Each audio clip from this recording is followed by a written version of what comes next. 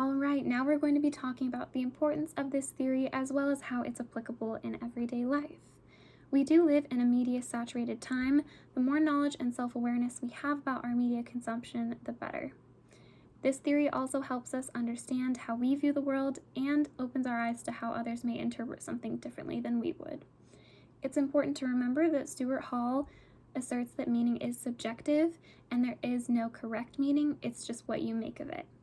To illustrate this theory, we're going to use the example of the show Fixer Upper and the multiple reactions and interpretations of their viewers. These reactions and interpretations could be called a subject position. By book definition, a subject position is a stance, role, or perspective one takes in relationship to a text so as to read or engage with the text. This can also be applied to a TV episode, a piece of music, really anything that positions its readers or consumers to view it in a certain way. There are three subject positions, and these three positions are dominant or preferred, negotiated, and oppositional.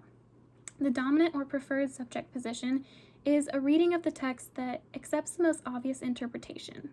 Negotiated is a reading of the text where audiences understand the dominant ideology but adapt it to fit their own experiences. And oppositional is a reading of the text that opposes the dominant ideology. So we're going to use the example of Fixer Upper. Fixer Upper is a HGTV reality television show that features Chip and Joanna Gaines, a husband and wife team from Waco, Texas. They act as a realtor, decorator, contractor for different properties on the show. Each episode, the couple and their employees transform a piece of property, and it quickly became the most watched show in HGTV history. Many people watched for the charismatic hosts, others for the construction and decor, and still others simply because they just wanted to and they thought it was popular.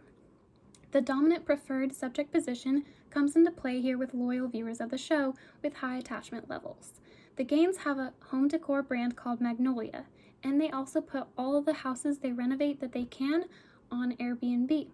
Devoted watchers who fit in the dominant subject position are those who would stay in these spots and who buy everything from the Magnolia brand, from their furniture to their plates. The negotiated subject position is seen with watchers of Fixer Upper who don't watch for the hosts. They don't want to immerse themselves in the hosts or the brand, but they simply want to see the construction and the design accomplished by the couple on the show.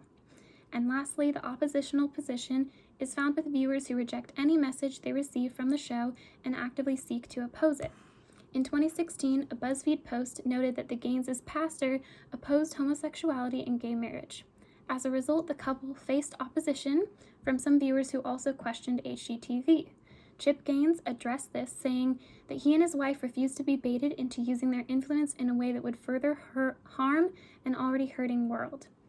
They said, "This is our home, a house divided cannot stand." While not saying whether they agreed or disagreed with their pastor, this action was an attempt to manage the meaning of their show's message and shut down those who tried to twist it.